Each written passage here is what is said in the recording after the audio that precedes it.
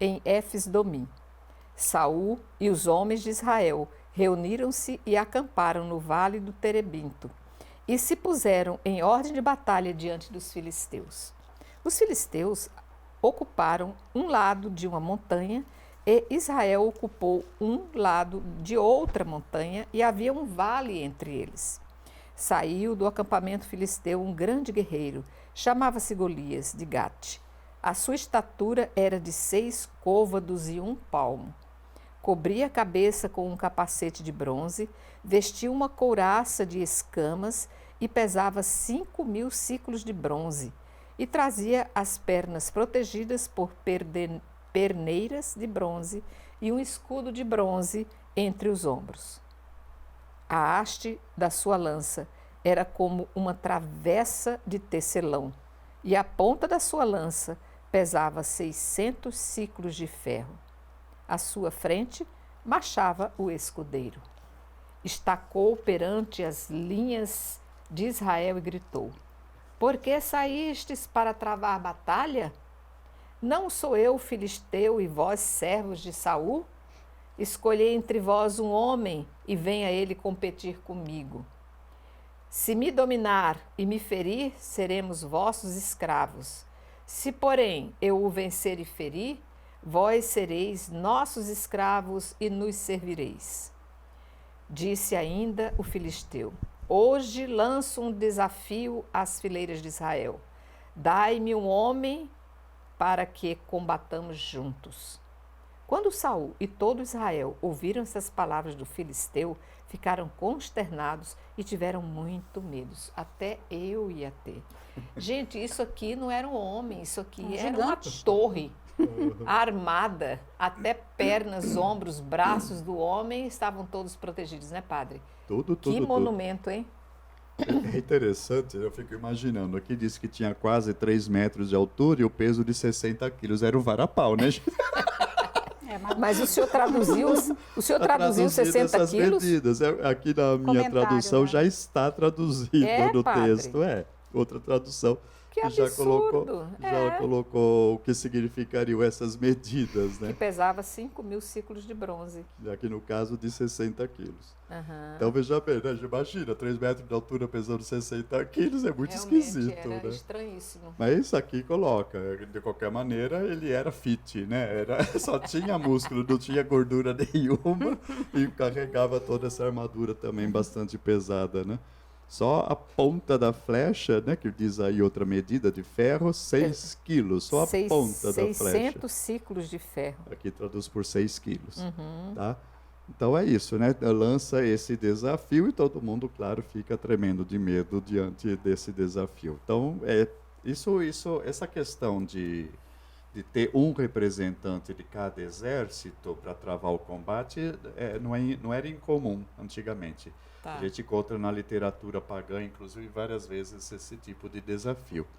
Uma delas até não sei se é na Ilíada, uma dessas obras também tem que se apresenta aquele que Aquiles, ele também foi desafiado para um desafio dessa maneira, um contra outro, representando gregos e não sei qual outro povo, se eram os medos, e no caso Aquiles venceu esse combate também. Então nós temos aqui uma tradição, digamos assim, que não é somente desse episódio, mas era algo costumeiro até nos desafios antigos. Bom, vamos seguir então o versículo 12. Davi era filho de um efrateu de Belém, de Judá, chamado Jessé, que tinha 8 filhos. No tempo de Saul, este homem já era velho, considerado entre os homens. Os 3 filhos mais velhos de Jessé tinham ido embora, tinham seguido Saul para a guerra.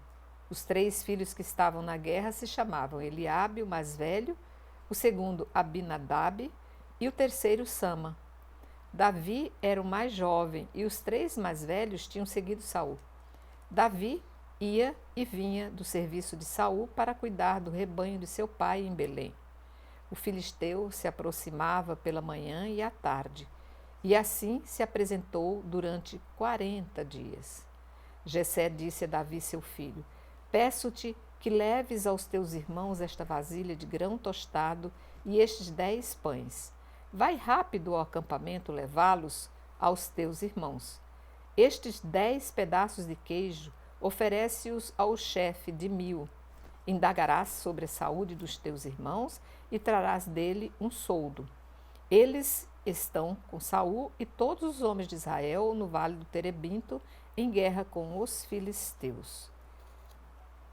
Vou parar aqui, mas já fico imaginando. Davi já estava sendo preparado para... Gente, 40 dias de provocação, chegava este vara-pau, todo armado, com este batedor à frente, incomodando os outros 40 dias. Era muita provocação, né?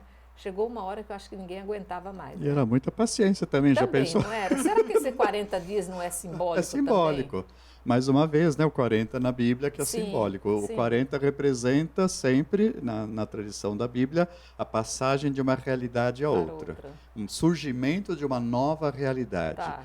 Aqui, bom, talvez a intenção do texto é dizer, ok, nesse momento já vem os filisteus incomodando há bastante tempo, vai haver uma batalha que poria fim a essa dominação dos filisteus sobre certa parte do território das 12 tribos. Tá. Talvez seja isso que queira dizer aqui esse 40.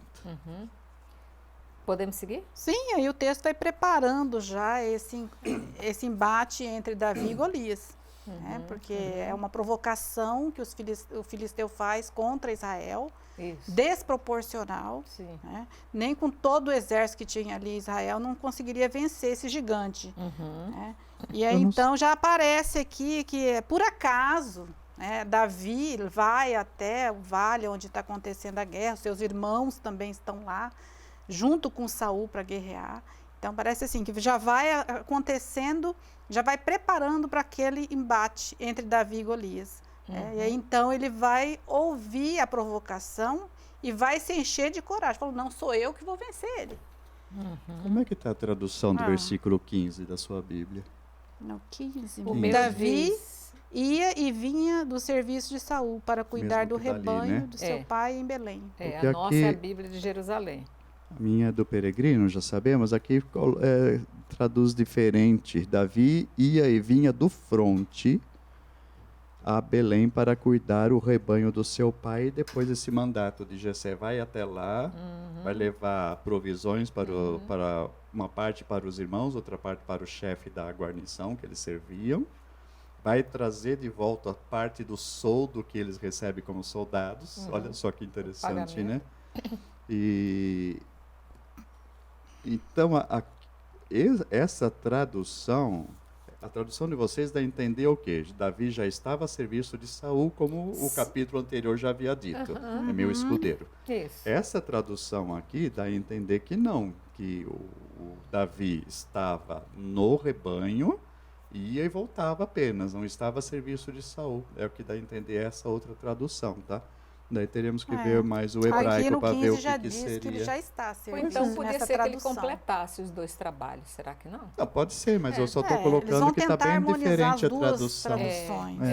Daí teria que ver o hebraico para a gente ter certeza se aparece realmente o nome, né? Serviço de Saul ou não nesse versículo. Fica para nossa curiosidade. Tá, muito bem. Vamos a partir do versículo 20. Davi levantou-se de madrugada, deixou o rebanho com um vigia, apanhou suas coisas e partiu, como lhe tinha ordenado Jessé. Chegou ao acampamento no instante em que o exército tomava suas posições e lançava o grito de guerra. Israel e os filisteus entraram em formação, linha contra linha. Davi deixou sua carga nas mãos do bagageiro, correu para a linha de batalha e perguntou aos seus irmãos como iam. Enquanto conversava com eles, o grande guerreiro, chamado Golias, o filisteu de Gate, apareceu, vindo da linha inimiga, e disse as mesmas palavras de antes, e Davi as ouviu. Logo que perceberam o homem, todos os homens de Israel fugiram para longe dele apavorados. O povo de Israel dizia: Vistes aquele homem que sobe? Sobe para lançar um desafio a Israel. Quem o ferir, o rei o acumulará de riquezas, e ele dará sua filha e fará a casa de seu pai livre em Israel.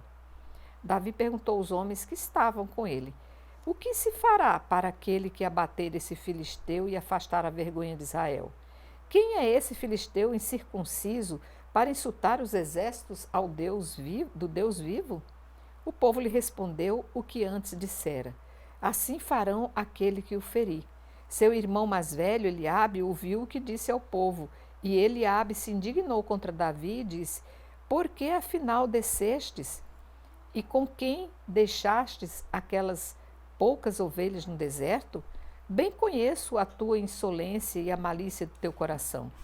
Viestes para assistir à batalha? Davi respondeu: Que fiz eu? Por acaso é proibido falar? Davi deixou, procurou outra pessoa, propôs-lhe a mesma pergunta e ouviu a mesma resposta. Os que ouviram as palavras de Davi foram relatá-las a Saul, que o chamou à sua presença. Você vê a continuidade, que parece que Davi não conhecia o que estava acontecendo. Então, ele né? estava por fora, ele chegou ali meio vendido, Começa a ouvir as notícias da recompensa de quem batalhar e vencer o filisteu. O irmão da broca: O que você veio fazer aqui, seu enxerido? Até porque ele é criança demais, ele não tinha idade para servir, né, no front, né? Parece que ele se metia muito nas coisas, pelo jeito que o irmão fala. Você é insolente mesmo, né? Você é metido mesmo, né?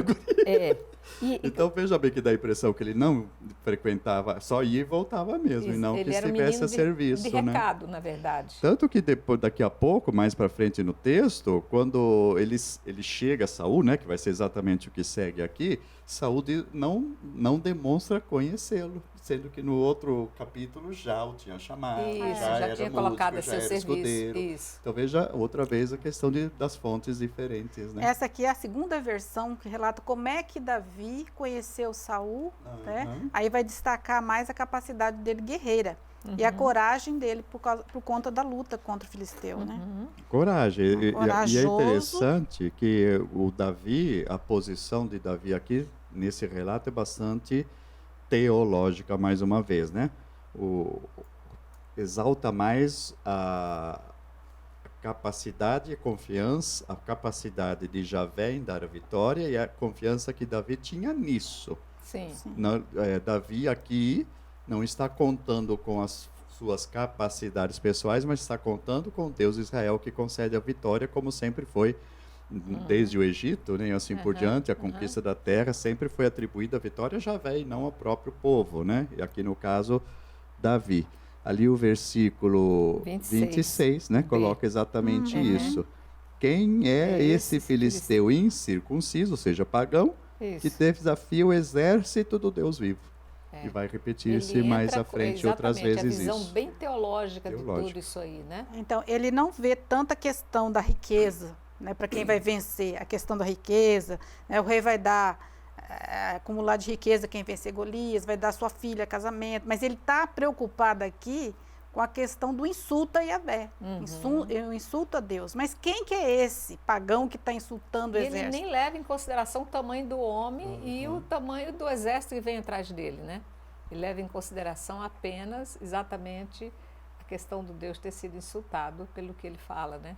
Interessante. Ele não teve medo porque Deus está com ele, a confiança de que ele não estava só. Interessante é quando começam a reclamar dele, ele fala: gente, mas peraí, o que foi que eu fiz? Eu só fiz uma pergunta. Perguntar não ofende. Aí os irmãos ficaram, agora sim que danou, porque ele vai estragar os nossos planos. Eles achando que eles estavam montando uma estratégia legal de guerra, e o menino estava ali, levando pão, levando não sei o que, ele disse que larga esse guri para lá, está atrapalhando. Gente, vamos em frente no versículo 32. Davi disse a Saul: que ninguém perca coragem por causa dele. O teu servo irá lutar com este filisteu. Mas Saul respondeu a Davi: tu não poderás ir contra esse filisteu para lutar com ele, porque não passas de uma criança, e ele é um guerreiro desde a sua juventude.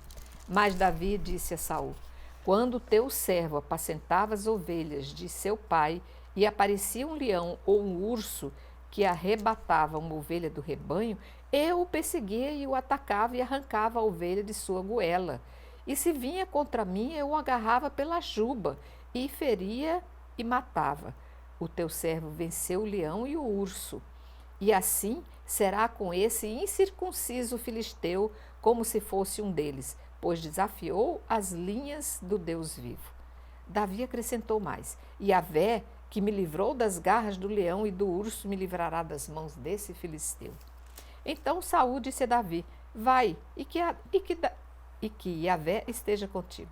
Saul vestiu Davi com a sua roupa de combatente, meteu-lhe na cabeça um capacete de bronze e o fez envergar uma couraça.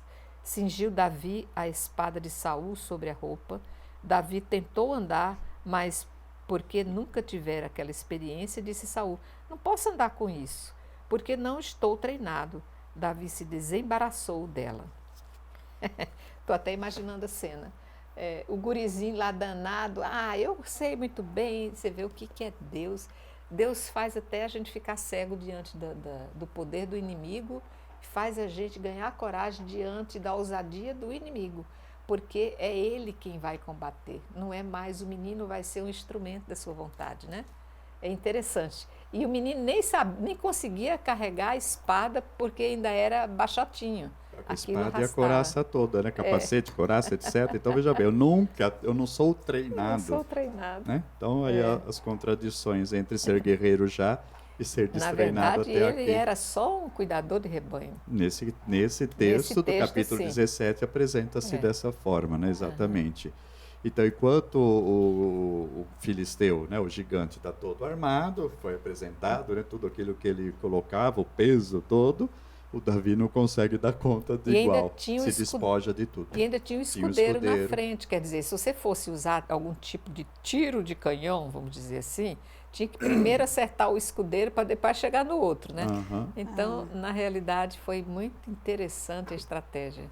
Lembra um pouco também a história de Sansão, que luta com o leão. Né? Exatamente. A força de Davi vem de Deus que está com ele. Deus é contigo. Então, se ele enfrentou o leão, o urso e o leão para salvar a ovelha, então aquilo ali para ele é pouco. Né? Porque Deus está com ele, Deus é contigo. Então, ele tem a coragem que os outros não tiveram. Que todo o exército de Israel não tinha coragem de enfrentar Golias. Ele, porém, tinha confiança de que Deus era com ele, porque ele já tinha passado por experiências de salvar a ovelha. Chegava a arrancar a ovelha da goela do leão. Não é? Ele reconhece que ele só conseguia fazer isso porque Yahvé estava com ele. E ele daria força também para vencer o gigante. Isso. Versículo 37, repetimos, né? O Senhor me livrou das garras do leão e das garras do urso, me livrará das mãos desse filisteu. Olha a firmeza desse menino, a determinação, né? Eu fico pensando, é porque era jovem demais, né? A gente vai dizer assim, não tinha maturidade para perceber o perigo que estava por vir. Mas, enfim, vamos em frente, porque a guerra vai começar. O combate. Davi tomou na mão o seu cajado, escolheu no riacho 5 pedras bem lisas e as pôs no seu bornal de pastor, o seu surrão, depois apanhou a sua funda e avançou contra o filisteu. O filisteu se aproximava cada vez mais de Davi, precedido de seu escudeiro. O filisteu pôs os olhos em Davi e assim que o viu, o menosprezou porque era jovem, era ruivo e de bela aparência. O filisteu disse a Davi: sois por acaso um cão para que venhas ter comigo com paus? E o filisteu amaldiçoou Davi pelos seus deuses. Disse o filisteu a Davi: vem cá e darei a tua carne às aves do céu e às feras do campo. Mas Davi retrucou ao filisteu: tu vens contra mim com espada, lança e escudo. Eu, porém, venho a ti em nome de Yahvé dos exércitos, o Deus das linhas de Israel que desafiastes. Hoje mesmo Yahvé te entregará nas minhas mãos, e eu te ferirei e te deceparei a cabeça, e hoje mesmo darei os cadáveres do acampamento filisteu às aves do céu e aos animais selvagens. Toda a terra saberá que há um Deus em Israel, e toda esta assembléia conhecerá que não é pela espada nem pela lança que Yahvé concede a vitória, porque Yahvé é o Senhor da batalha e ele vos entregará em nossas mãos. Logo que o filisteu avançou e marchou em direção a Davi, este saiu rapidamente das linhas e correu ao encontro do filisteu. Davi pôs a mão no seu bornal, apanhou uma pedra que lançou com a funda e atingiu o filisteu na fronte. A pedra se cravou na sua testa e ele caiu com o rosto no chão. Desse modo, Davi venceu o filisteu com a funda e a pedra. Feriu o filisteu e o matou. Não havia espada nas mãos de Davi. Davi correu, pôs o pé sobre o filisteu, apanhou-lhe a espada, tirou-a da bainha e a cravou no filisteu e com ela decepou-lhe a cabeça. Quando os filisteus viram que estava morto, seu herói, fugiram. Os homens de Israel e de Judá se levantaram, lançaram gritos de guerra e perseguiram os filisteus até a entrada do vale e até as portas de Acarom. Os cadáveres dos filisteus jaziam pelos caminhos desde Saraim até Gate e Acarom. Então os israelitas voltaram da perseguição e pilharam o acampamento filisteu. Davi apanhou a cabeça do filisteu e a levou a Jerusalém. E as suas armas ele as deixou, as levou para a sua tenda. Esse bichinho era danado, hein? E ele fez o discurso do que aconteceu depois e ele cumpriu tudo na íntegra. Na verdade, isso aqui é um fato testemunhado historicamente, né, gente? Não tem nada aqui de criatividade, né? Podemos dizer que sim, um fato histórico. Vai, padre, vai, padre.